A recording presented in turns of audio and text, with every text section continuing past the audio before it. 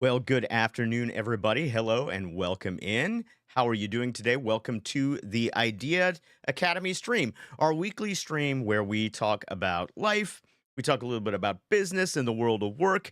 We talk about how to get better and elevate at everything we do. Welcome in. Head of Steel greetings, part time pirate, full time pursuer of perfection, mods, VIPs, and fellow self help enthusiasts. Welcome in. Hello, Kitty Cat. It's good to see you. And hello, Hotshot Cowboy. I saw you as well. Welcome in to everybody who is here both on Twitch and also over on YouTube. You can always check my socials.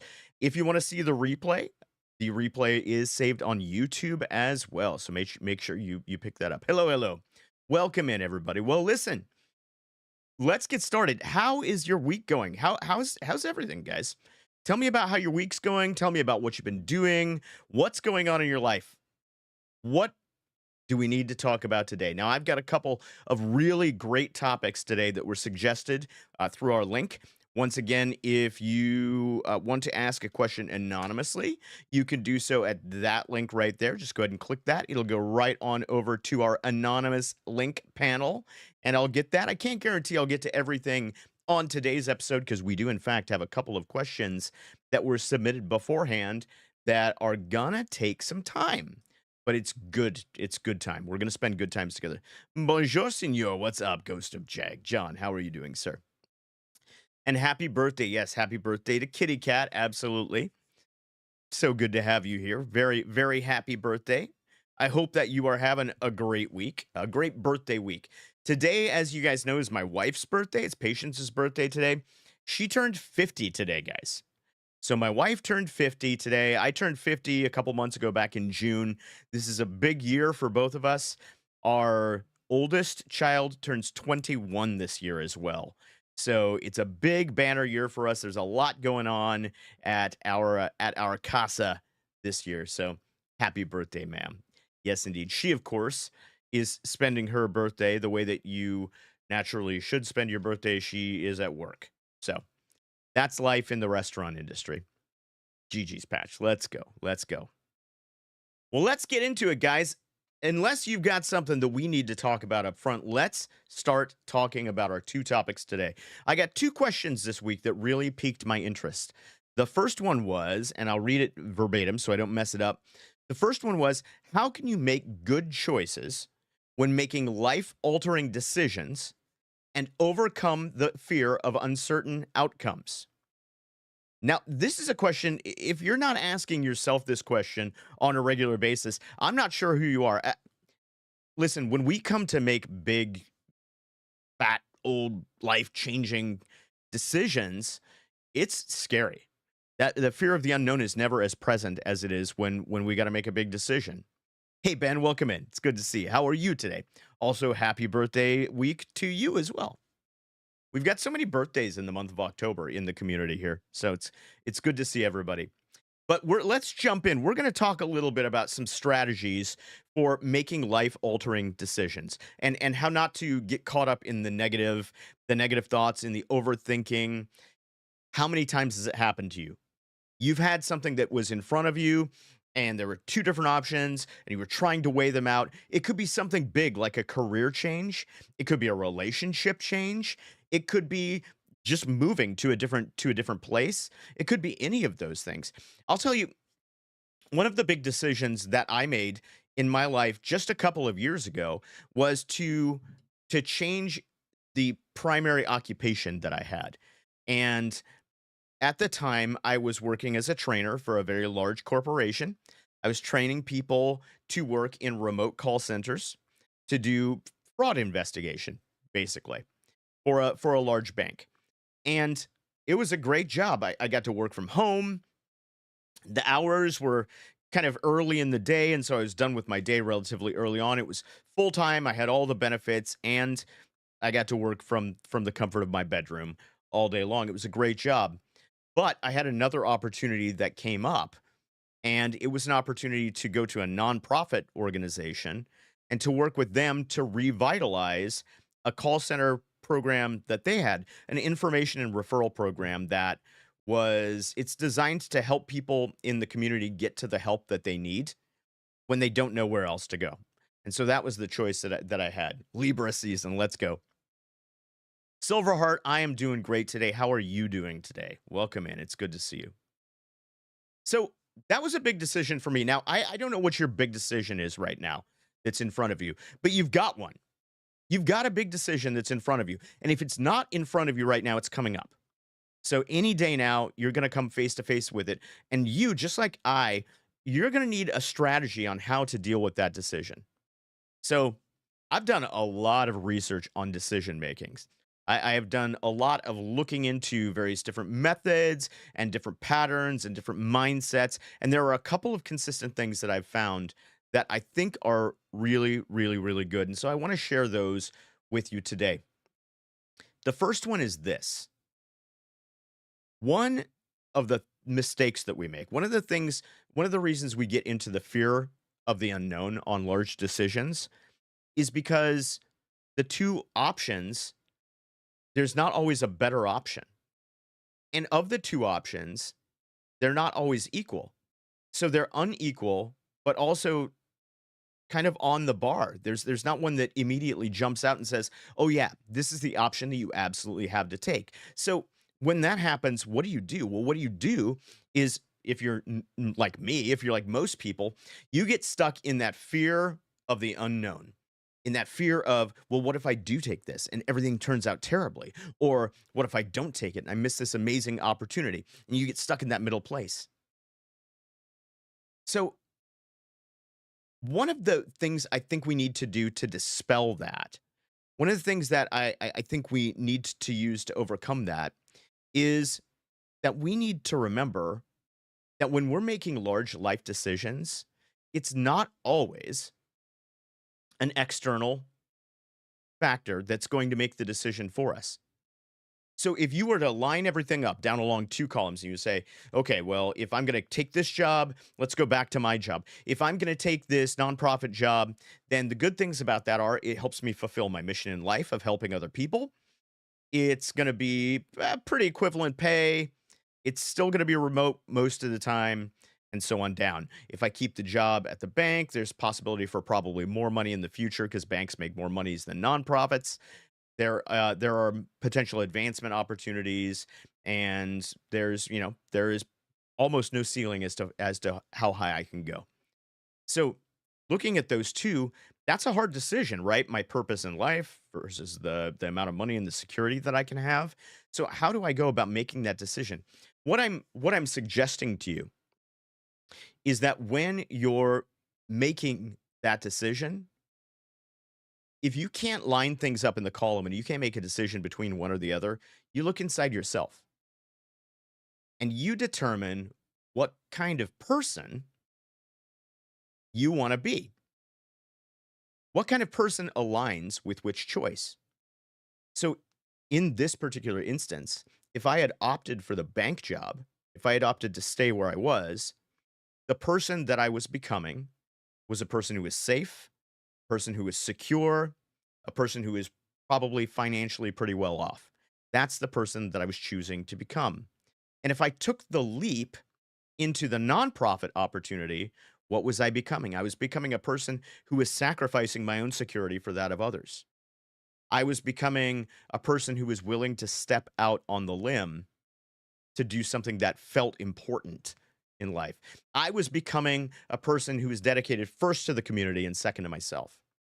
And so when I look at it that way, the choice that I did end up making, which was to leave that bank and to move to that nonprofit, not only did it make me into more of the kind of person that I wanted to become, which is a person who's a little bit more willing to take risks, a person who's a little bit more willing to be sacrificial, a person who thinks about others above himself. Not only did it make me more of that type of person, but it actually, in an interesting way, launched me towards greater sources of wealth and security than I might have had if I'd stayed in the bank job. Because if I hadn't made that transition from the bank to the nonprofit, I don't think I ever would have started down the path of starting my own business, my own practice. I don't think I would have started down the path of actively looking for ways to use my talents outside of the corporate world to help other people out. And because I've been willing to explore those things, which all kind of started from that decision, a whole new world of opportunity has opened up to me. So when I chose based not on the columns, but on the type of person that I wanted to become, I found success in that moment. Now I might not have. I might not have. And then I would have had to have dealt with, well, what does it look like when I fail to make the right choice? Talk about that in just a second. Let me catch up with the chat a little bit here. I see you guys have been popping off.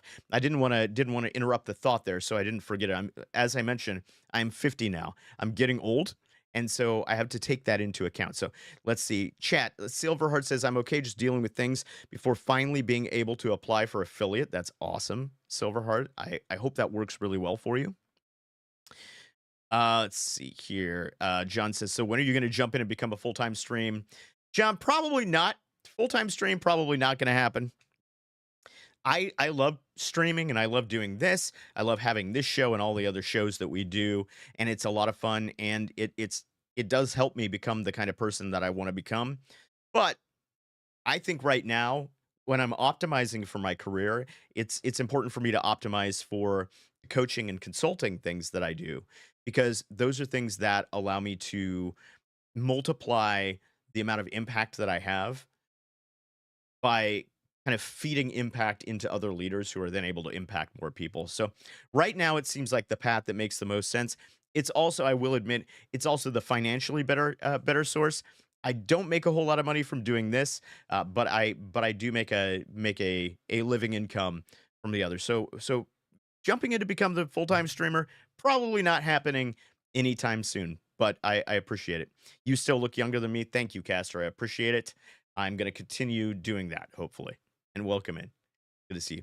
Orpheus is quite a busy man. Yes, I am a busy man. That is true. I'm an extremely busy man. For those of you who are joining us on YouTube, this is being broadcast also to my Twitch channel at the same time, and they know me as Orpheus over there. So I know there's a little bit of a disconnect sometimes, but that's still me. And when I'm using, if you're on YouTube, if I'm using crazy names for people, that's just the way we do it on Twitch. It's a cultural thing. Don't worry about it. You should come join us on Twitch, twitch.tv/Orpheus Quine, all one word. That's where you'll find us. So that's the beginning of the framework that I have for you is when you are making a big life decision, when you're making something that feels like it's going to change your life, start inside, not outside. Don't start by trying to rationalize it. Start by trying really determining what kind of a person you want to be. Now, my book, Be Great, which hopefully will be out someday. It's in the process. I'm in the process of editing it still. And I want to send out a thanks to those who have already sent me some feedback on the book. I've had some readers agree to read the first 3 chapters and provide me with some feedback of that on that. But in that book, Be Great, I talk at kind of great length about how to look inside yourself, how to look at your past, and how to use the past and the present to determine the future that you want. Because that's really what it's all about. It's about becoming the person that you were designed to be, that you were meant to have the impact in the world that you were designed to have. And so I won't go too deep into that because it's all in that book that will be hopefully coming out very soon. But I will say this. When you're making decisions, it has to start with you knowing who you are. And so if you haven't done the work of figuring out the identity piece, these decisions will be more and more difficult for you. So, a couple of other little tips for you. Tip number 1 is this. Determine what is actually a life-changing decision and what seems like a life-changing decision. So, this is hard because everything like that change in career for me, if that had failed, if that had gone south, if I'd gone to that nonprofit and things hadn't gone well, I would have found my way out of it. I've got plenty of skills, I've got plenty of abilities. I could have found another job. It would have been okay, but it felt life altering for me.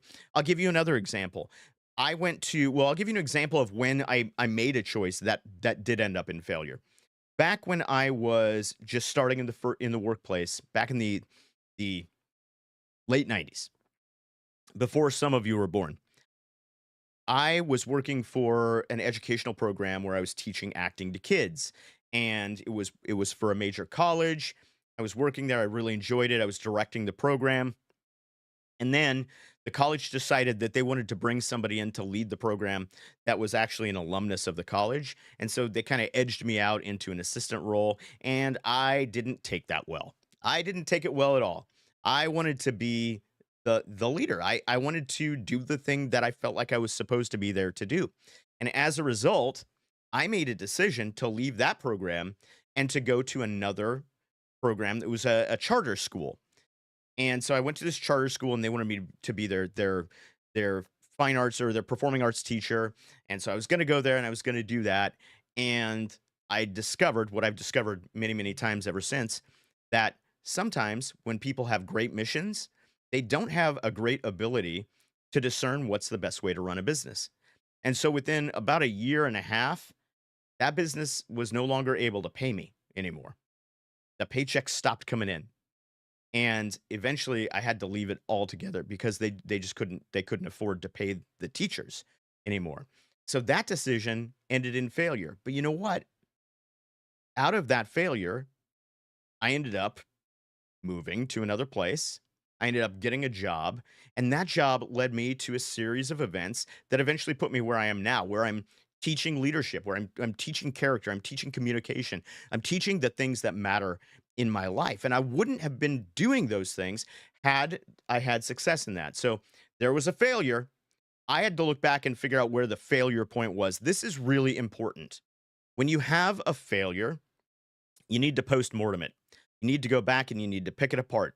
Where did I make the decisions that I might have made differently that might have led to a different result? And I won't go too far down that road because what we're talking about is making the decision in the first place. In fact, there is a gentleman I saw, Matthew Confer is his name, and Matthew Confer talks about doing a pre-mortem. He talks about before you make a decision, looking at the decision and trying to determine, okay, well, what if it does fail? What if this whole thing folds in on itself? What's the result of that? And if it's something that you can bounce back from, then maybe it's not a life-altering decision after all. Maybe it's just a decision. Let me catch up here a little bit with the chat. Rose Nightshade, welcome in. How are you? I recently declined a job I wasn't sure about, even though my current job will be closed within a year. Still not sure it was the correct choice. Well, Rose, you won't know if it was the correct choice until you find the next thing. But what you did act on, what you did know was that that job's not going to be there in a year. So the question is, did you stay true to the part of yourself that says, hey, I need to move before someone makes me move? Were you actually telling yourself, I need to be the kind of person who's proactive in making sure that I have the job that I need or the job that I want? Because if you were, if that's what you were doing, then that's good. That's a vote for a positive side of the character that you want to become. But if not, then you have to make a determination as to whether or not another decision is in order that will move you closer to becoming the person you want to be. But that's something that only you know. That's why I say it starts from inside. So big decisions, you find your starting point in your own foundation. Yes, Ben. So you find your own starting point in your own identity. Again, idea training academy, ideas for identity, discipline, execution, and accountability. And everything starts with identity. One of the problems with identity in this country, and this is in chapter 3 of the book, I'm just editing that right now. But one of the problems with identity in our modern society is we confuse identity and the way we identify, right? So I identify as a Republican, or I identify as a Protestant, or whatever, right? So you could have a label about anything. You can choose a label about anything in your life. But the problem is that labels are two-dimensional. You peel and stick a label on something, that label is flat, and it's the same for the labels in your life. So what I'm going to recommend for you, it's easy to identify, right? It's easy to say, I identify as. That's really, really easy to do. because then what happens is other people, they've got a label for you and they know how to deal with you. I think, and I'll go on a tangent here briefly. I think that young people in our society today are, and I know this is an old man get off my lawn moment, but I really believe this. I really believe that a lot of young people in American society today are using labels as a substitute for doing the deep work of figuring out who they really are. That is an age-old struggle, wrestling with who we are, trying to figure out who we really are inside. But I think a lot of people who are growing up in this very labeled culture are shortcutting that process, and they're trying to get right to the acceptance piece. And the problem is that acceptance and fulfillment are not the same thing. You are a multi-dimensional, multifaceted, multi-capacity, amazing, wondrous miracle of creation. Act like it. Don't stoop to letting other people slap that label on you. So the first step is figure out what your identity is, your core identity. Use your past and figure out how it's going to propel you towards your future. That's number one. You're dealing with when to buy a house. So this is another thing. So Ben, I've got a really great framework for you on that kind of thing. I'm going to give it to you in just a second. This comes from Jim Quick, he's the mind guy, absolute genius. Love Jim to death. I got a chance to see him live about a year ago, in fact, down in Los Angeles, and I follow him. He has an amazing framework for that. I'm going to share that with you in just a second. Kitty Cat says, wait for interest rates to drop. There you go. Home buying is stressful. That is true. Home buying is one of the most stressful things.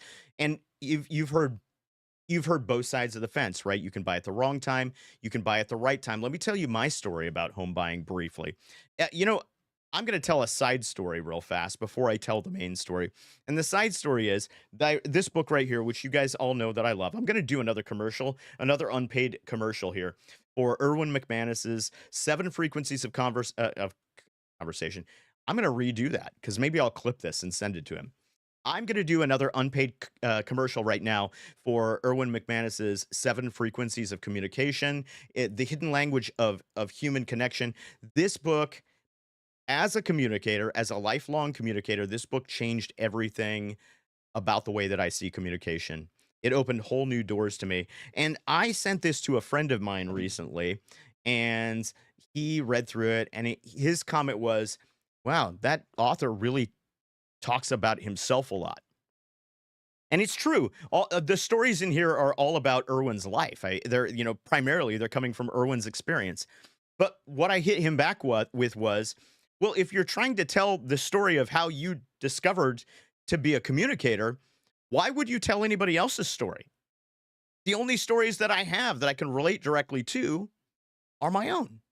So I'm going to tell you my story of house buying. Maybe this will give you a little bit more about this. Is also in my book, by the way. Buy my book when it comes out. So back in 2007, so it was 2007, my wife and I were looking at buying a house. We'd been renting for a really long time, and we thought, you know what? I was in a pretty good job. We thought, let's go ahead and let's buy a house. And so we went to a realtor and we went around, we looked at houses, and I'm talking about this was, what happened in 2008, right? 2008, everything crashed because the housing market was highly inflated, super bubble, especially right here where we live. And so we went out and we were looking at these houses that were like 350, $400,000, and they were little tiny houses, right? One, maybe two bedrooms in these houses, and they were little tiny. We thought, well, it's an investment. Real estate's a good investment, so let's look at it anyway. And the realtor assured us, oh, you're going to be fine. You're going to be able to get in. You make plenty of money. You're going to be fine. We're going to get you a house. So we found a house that we liked, teeny tiny little house out in the country, and the realtor said, okay, I'm going to set you up with my lender. And we went to see this lender, and we sat down with the lender, and right away they started telling us, oh, we're going to have to report your income in this certain way. And I was like, wait, that's not really how that income comes in. And they're like, no, it's fine. We're just going to report it that way to get you a better deal on the loan. I'm like, okay. And then, things, red flags, red flags, red flags. They were basically going to ask me to lie. on that application in order to get into that loan. And I looked at my wife, and at one point, the loan officer had gone away. I looked at her and I said, "Does this sit well with you?" And she said, "No." I said, "Let's get out of here." We stood up, we walked out of there. On the way home, I got a call from the realtor, and she said, "What's going on? Why did you leave?" And I said, this is not a good setup. I can't agree with this. This is not who I am. I'm not going to lie to get this loan to get this house." And she said, "Okay, okay, we can still work this out. Let me check it out." So she calls up the loan officer. She calls back and she says, "It's fine. It's no problem. So what we're going to do is you have these stock options, you have these investments that you have. All you got to do is liquidate those. That's going to give you plenty of money to get into this loan." And again, I looked at it and I looked at my wife, and then I told her, "Hey, we're not going to be moving forward because those investments are investments that I have for the future right now. And right now, my eyes are on the future, not on the present. And I'm not going to step into an opportunity now that's going to cost, that I know is going to cost me in the future." And so we walked away from the whole deal. We said, let's rent for another year and then take a look at it. And the following year, the market crashed. And when the economy crashed, it took the housing market with it. And so many people, I went into banking just after this. So many people ended up upside down in their loans. And so many people lost their houses because of these predatory lending practices that it became apparent that by staying true to the people that we had made the right choice. Now, the other end of that story is it's 2012 now. 2012, and the market is almost at the bottom. I'm still in a pretty good job. I'm still making plenty of money. We're renting for like 12, 1300 bucks a month. And I said to my wife, "Why don't we just look at houses? Just look and see what it is." And so we went out, we started looking at houses. We ended up purchasing a home, this home that I'm in right now, in 2012. We purchased it for a little over $100,000. Now, the tiny little house we were going to buy out in the country in the middle of nowhere was about $375,000. That's what they were asking for it. This house here that has plenty of space, even for our expanded family, $100,000. Our monthly mortgage payment when we first started on this house was about $700. So, and you can imagine over time that's going to go down. So we went from paying $1,300 a month to paying $700 a month on our mortgage. We're in our own home. We have the ability to do what we want. We have some freedom, and we didn't get caught up in the trap. Why didn't we get caught up? Not because we were doing the dollars and cents necessarily, but because we had a feeling about what was going to happen to our character based on the decision we were going to make. So that's what I say. Let's see. I'm catching up with chat now. I can always refinance. As probably is the housing. The problem is the housing market. Yes, home buying is stressful. With the interest rates where they're insanely high. Should hopefully come down a smidgen soon. What I would say is, I can't provide you with any kind of financial advice. I'm not licensed to do so. But what I would say is, let's talk about the six hat framework. Rob says, Emily and I have been trying to buy a house for a while. Rates have been huge issues for us. Yeah, that's a problem. Liquidate. Why? To get the money to increase the down payment to bring the loan into where we were going to be able to make it. Dabjack, I only just got here, and I don't know the context, but that sounds shady. It was shady, Dabjack, and also welcome in. It's good to see you, my friend. All right, so let's go through the six hats, the six thinking hats framework. And I got this again from Jim Quick. He actually got it from a man named Edward de Bono, is what my notes say. So Edward de Bono is the originator of this, but I'm going to give it to you the way that I got it. Anytime you're going to make a decision, one of the reasons that we have problems making hard decisions is we often make them just from one perspective. And a lot of times it's that two columns perspective, right? What are all the good things? What are all the bad things, right? Or we even go to what's the worst thing that could possibly happen? And we let those things shape our decisions. But the six thinking hats says, no, don't make a decision until you've looked at it from six different perspectives. Because when you bring a diversity of perspectives to the table, you're more likely to make a well-informed decision. So I'm going to give you the six hats right now. Write them down, or if you're watching the recording, save it, whatever it's going to take. By the way, I'm going to take this moment just to remind you to, if you're on YouTube, please subscribe to the channel. That does help me get the message out to more people. It helps us help more people. And that's what I want to do is multiply more people's impact on the world to make a better world for everyone. I want to introduce people to the best version of themselves, and that includes you. And you can do that by hitting the subscribe button on YouTube. If you're here on Twitch, please give me a follow because that'll do the same thing. That'll let you know when I'm live and also bring you some entertainment content at the same time. So, moving on to the 6 thinking hats. Here's the first thinking hat. And this is great because what he's done is he's made them all different colors. So it's easy to kind of remember him. It's kind of a mnemonic. You can also subscribe on Twitch. You can. If you would like to support the channel, if you'd like to support me monetarily, you can do so by subscribing on Twitch. You can also, that's pretty much it right now. Right now, you can subscribe on Twitch. You can go over to ideatrainingacademy.com and you can book a free call with me. I'll give you a free 30-minute call where you and I can talk about how I can improve any aspect of your life, how I can help you in your communication, your relationships, your business, whatever it is that you need help with. I am here to help you. And if I'm not the person to help you, if I'm not the person who's qualified, I will not only tell you, but I will help you find that person at the best possible rate and in the best possible way. So the 6 thinking hats. Hat number 1. This is the first hat. The first hat is the white hat. And so you think about a white hat. So you put on your white hat and you think about like a white lab coat. This was the mnemonic he used. So you think about a white lab coat. And the white lab coat means that we're going to go into our professor mode. So we're going to think data, we're going to think information, we're going to think of the facts, we're going to think very logically. And so, and you can use these hats in any order. This is just kind of where it started in the model, but you can jump these out of order. Maybe you're not prone, maybe it doesn't feel comfortable for you to jump right to the logical things. It doesn't really for me. I'm a very intuitive, a very feely kind of decision maker. And so I tend to go to my gut first, but sometimes it's good for me to step out of that and start with the logical approach. So white is all about logic.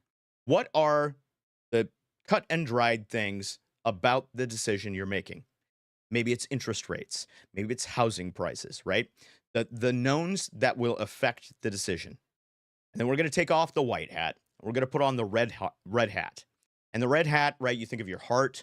That makes us think of passion. And that's really what this is all about. It's about your emotions. It's about your feelings. So what about the decision is drawing you in one direction or the other about your feelings?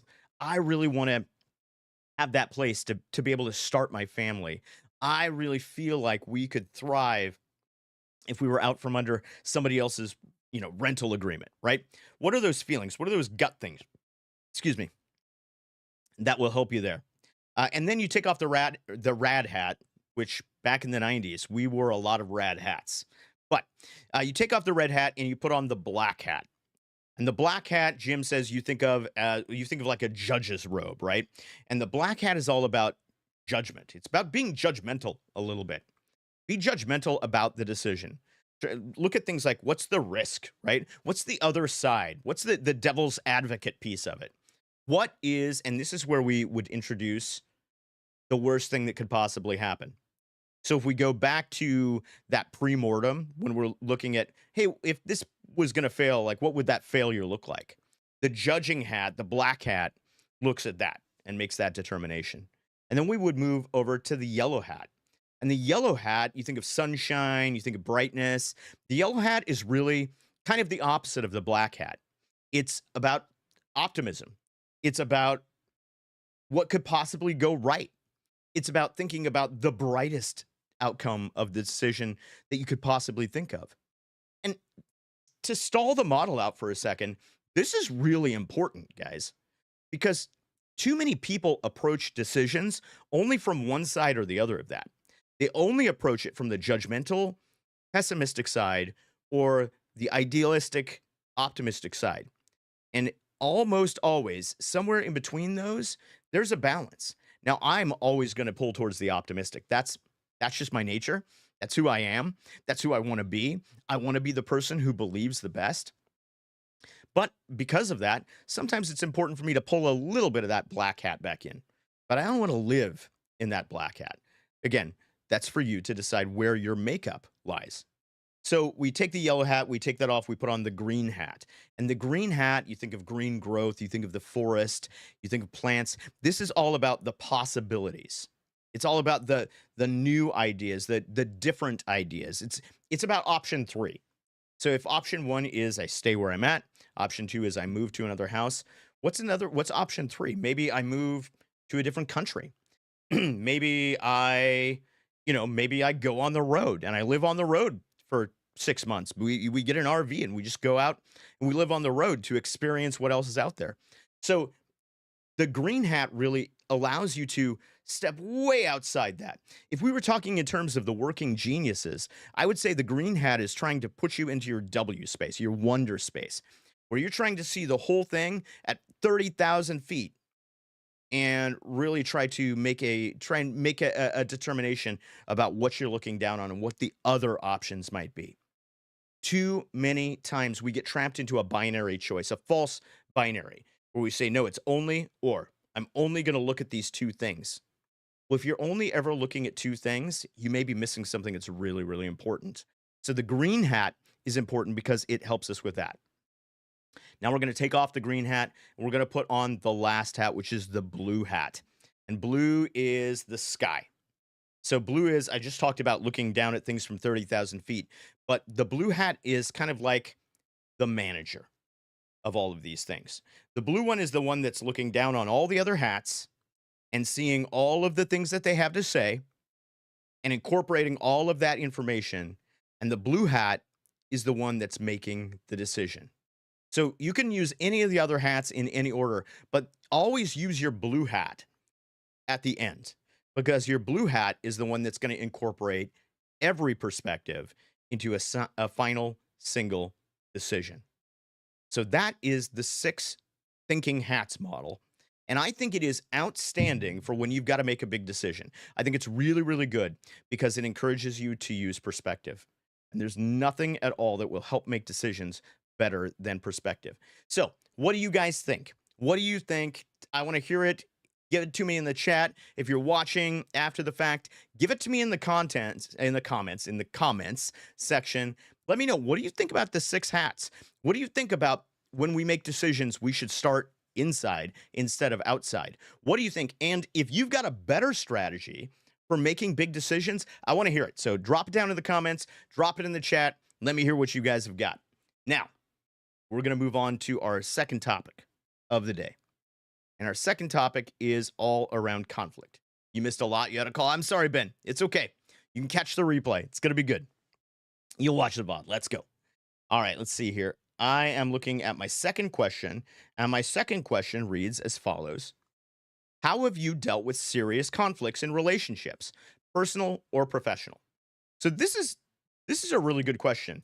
I've mentioned a couple of different times that in the 5 dysfunctions of a team, which I believe play out in relationships as well as in work teams, the baseline for everything is trust, right? We have to have trust. If we don't have trust, then we don't have room to build anything else on top of. Sounds like I need this, but I'm going to need to watch the VOD to sort out. No worries. Head of steel, that's okay. That's what it's for. And we can always go and touch this back up again. In fact, if you guys have questions, if you have more questions, drop them in chat right now. Let's deal with them. We're not in a hurry today, so I can jump back to that. But let me give you a few things on conflict. I'll keep this a little bit shorter so that we have some time for Q&A at the end if you really want it. If you don't have trust in any relationship, then you will never have space for what is the next phase up, the next part of the pyramid, which is healthy conflict. Now, there is healthy conflict, which is where we're going to talk things out when we have opposing views, and we're going to find the best solution because all people have been heard. And there's unhealthy conflict. And here's the difference. This I get from Pat Lencioni, who is the head of the Table Group and who's written a number of amazing books that I love. Pat Lencioni says the difference between positive conflict and negative conflict is that positive conflict is over ideas. Negative conflict is over people. And the thing that he says that's really important to remember is that if you do not allow for conflict over ideas, it will ferment into conflict over people. So, how many times have you been in a meeting of some kind, or even just a one on one conversation in a relationship? And there's been an argument or not even an argument, but somebody's come up with an idea and they're like, "Hey, here's the idea. This is the thing." And maybe they're one of those really charismatic types. They're really good at galvanizing and they're really good at getting people along. And so you don't want to fight through that. You don't want to break through it. And so you say, "Hey, yeah, absolutely. We'll go along with that." And then what happens?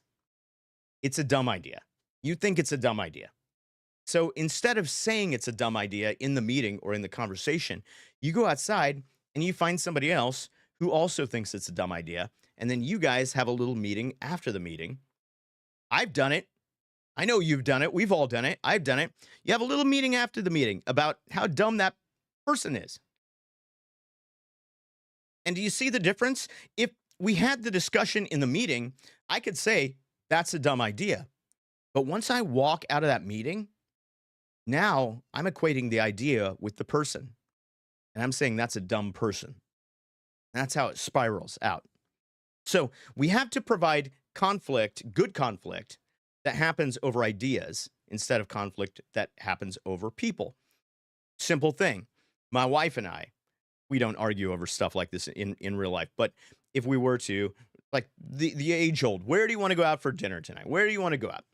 And, she says something and I go along with it. And then we go and I'm miserable and I hate it and I have a terrible time. And now I'm mad at her because she made the decision. Or I could say in that moment, hey, I don't want to do that. That seems like a terrible idea. Let's talk about other ideas. And then eventually we could work our way through to where we could come to a decision. But if I don't even provide an option for that to happen in that relationship, then all conflict is going to swing towards the negative. So the first tip I'm going to give you is keep conflict in any relationship. Keep it about ideas and not about people. That's number one. Number two tip that I'm going to give you for conflict in any relationship, personal or professional, and that is this: be for each other. Be for each other. This is the number one thing. I didn't put it first on the list. I don't know why. But this is the number one thing with myself and my wife. This is the number one thing that has not only saved our marriage over and over and over and over again, but that has kept us married for 27 years. That's kept us together for over 30 years. This one choice that we made early on, and that was this. We agreed that we would always believe that we were for each other. And the way that that breaks down is when I hurt my wife or my wife hurts me, when we are in a moment where we say or do something that's hurtful, we have agreed to assume that that hurt does not come out of an intent to harm, but that instead it comes out of some wounding in the other person. And so when I've had a really long day and my wife comes through the door, and the first thing that I do is I'm impatient with her, her first thought is something has gone wrong that is making him behave this way towards me. And when you make that mind shift, when you make it intentional, then that allows her to say, and listen, she doesn't have to take it. What it allows her to do is she uses her challenger frequency and she says, hey, why are you snapping at me? Is this really the way that you want to be coming off right now? And I can take that challenger frequency and go, oh, you know what? That was not right. And it gives me the opportunity to apologize and to make the relationship whole again. But if she doesn't make that assumption that I am for her, that in my heart I have the best intention for her, then in that moment of conflict, it's a battle instead of a path back towards wholeness. And in your relationships, professional or personal, you should always be seeking a path to wholeness, not some kind of a victory situation. And that's going to be tip number three, which is tip number three is you should be seeking um, solutions. Sorry, I forgot the word. You should be seeking solutions, not victory. Don't fight to win. Don't fight to win. Fight to win together. Don't let a situation end with one person on top and the other person subservient. Fight to win together. Fight for the solution. Don't fight for the victory. That's tip number 3. And you can only ever do that if you can only ever do it really successfully if you use tip number 2, which is be for each other and really commit to doing it. Really commit to being for each other and make that agreement. If you haven't done this with your partner at any point, sit down and have this conversation and say, "Hey, listen, I just want you to know that no matter what, even though sometimes I'm going to be mean, my character is going to suck, I'm going to do bad things, I just want you to know that I am for you and that the amount that I am for you is more important than anything that I have that's for me." And when the two of you can commit to that, that relationship will be much stronger. It'll be a much stronger bond, and you'll be able to fight for the solution, not for the victory. Let's see. Number 4. I'm this is number 5. I don't know. Next one on the list. I've run out of numbers here. I've got them all out of order, but it's flowing a little better this way than I thought. The next one is to consider your communication frequency. Let's go back to Erwin McManus. If I haven't told you already, buy The 7 Frequencies of Communication by Erwin McManus. This is a life-changing book, guys. It's great. It's amazing. And there's an assessment that goes along with it where you can find out what your frequencies are, and that will help you determine everything about how you communicate to each other. Now, here it is. You have to take your frequency into account, and you have to choose the right frequency when you come into conflict with someone. Here's how that breaks down. My wife, I'll use her again. Guys, I love my wife. My wife is amazing. She's incredible. She's one of the smartest people that I've ever met. She's definitely the most caring person that I've ever met. She is committed to making the world a better place every day, no matter what she's doing.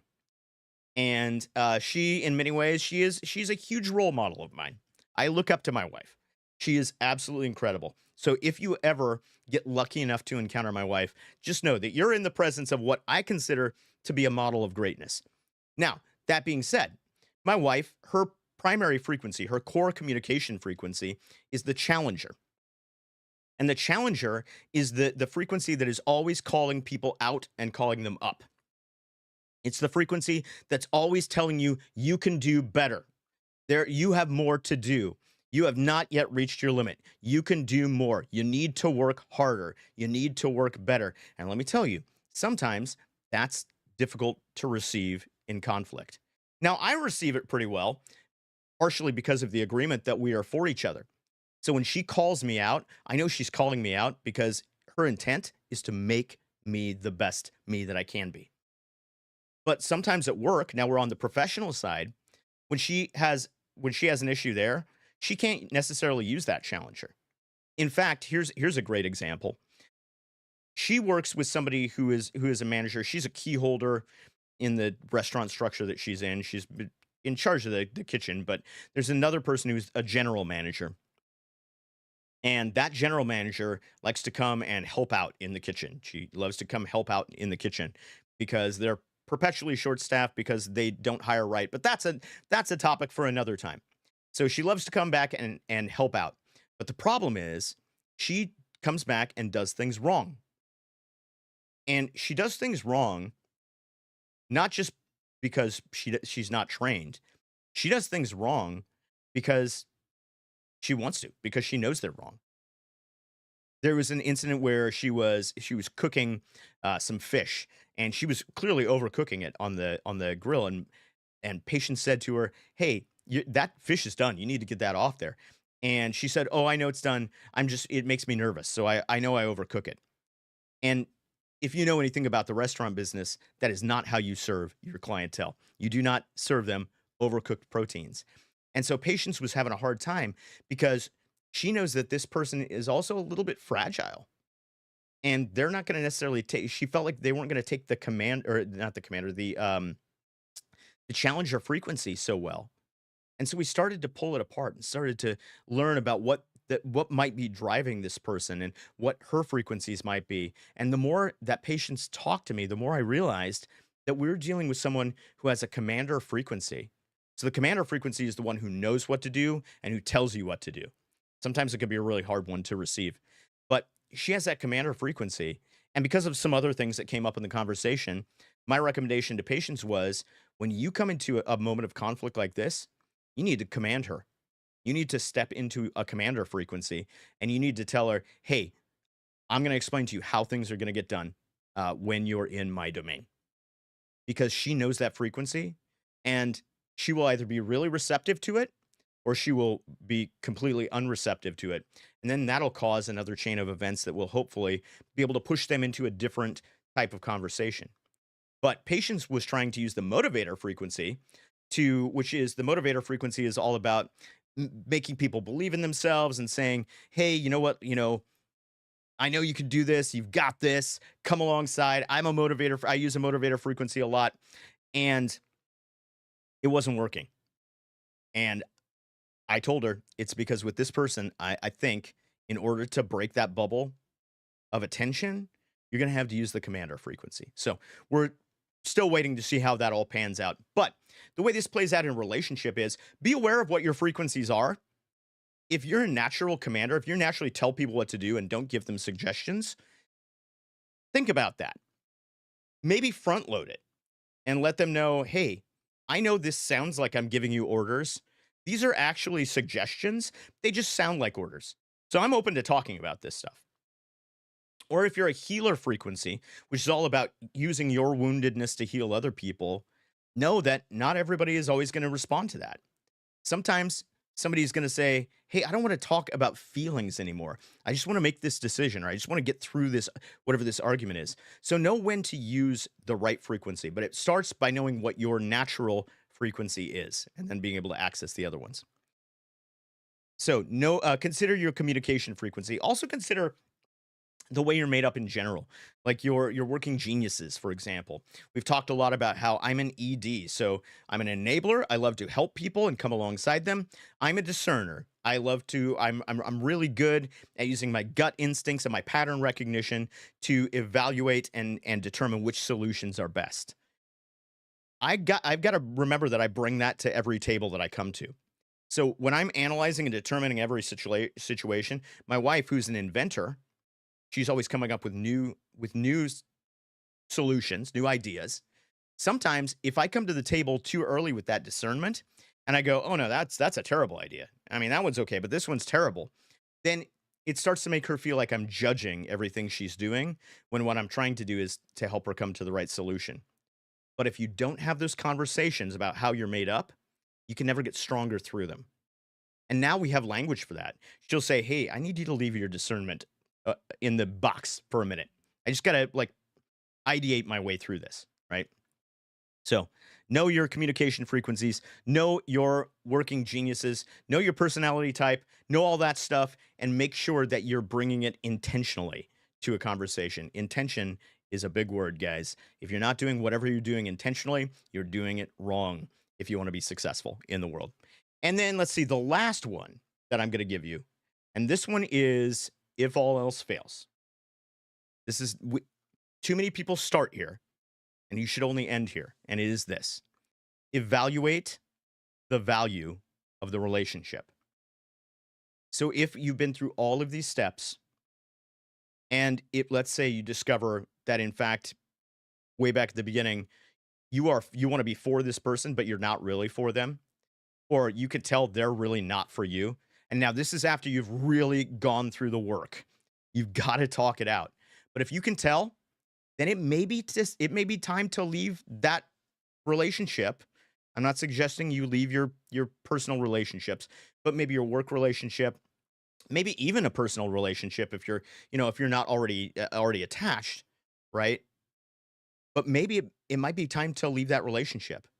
Because remember, way back in Mindshift, Irwin's other book, the last book that we looked at, chapter 1 is it's all about people. Mindshift number 1 is it's all about people.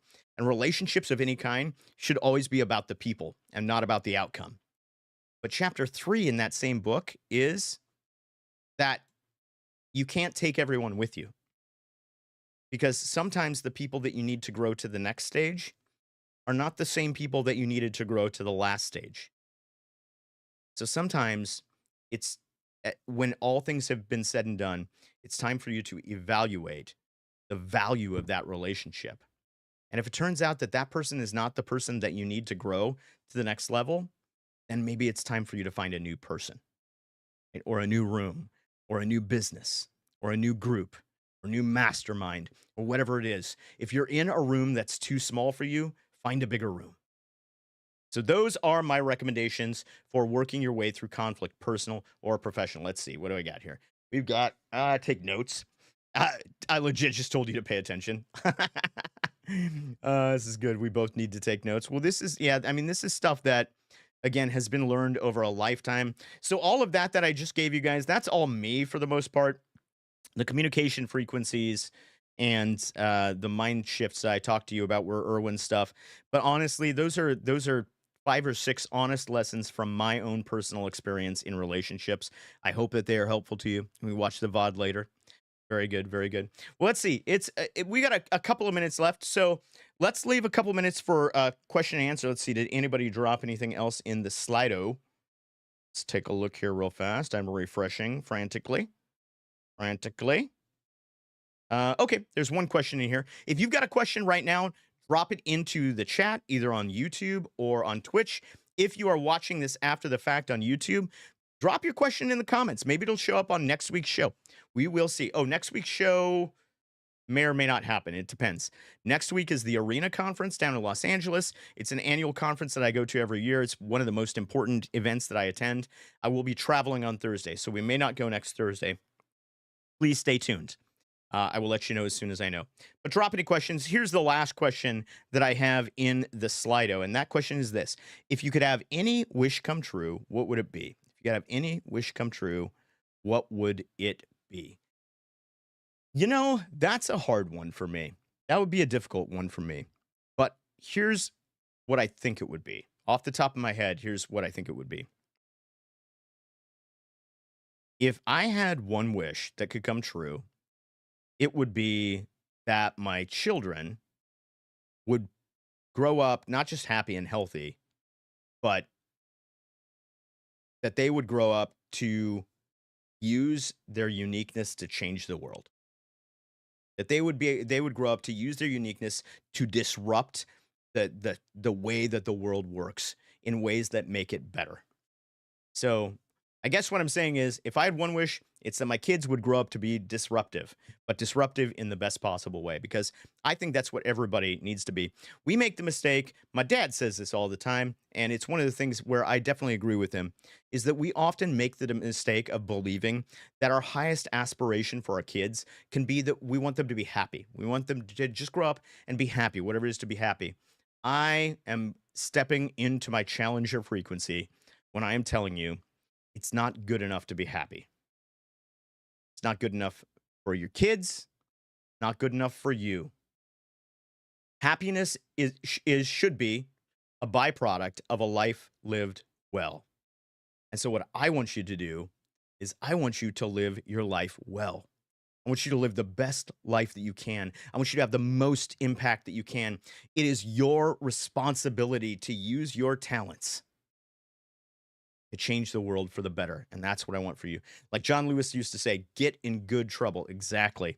Seth Godin says, go cause a ruckus. That's what I like to, that's what I like to hear. So that is what I've got this year. That's what I've got this week for you guys. I hope that you will get better this week. I hope you will get better at relationships. I hope that you will get better at in your workplace. I hope that you will get better wherever you go.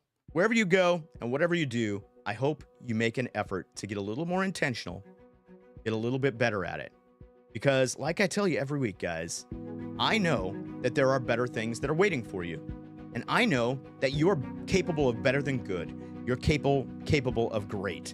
And I know that there is a moment of greatness that is waiting for you. But it's not coming for you. It's up to you to pursue that moment of greatness. Now, go be great.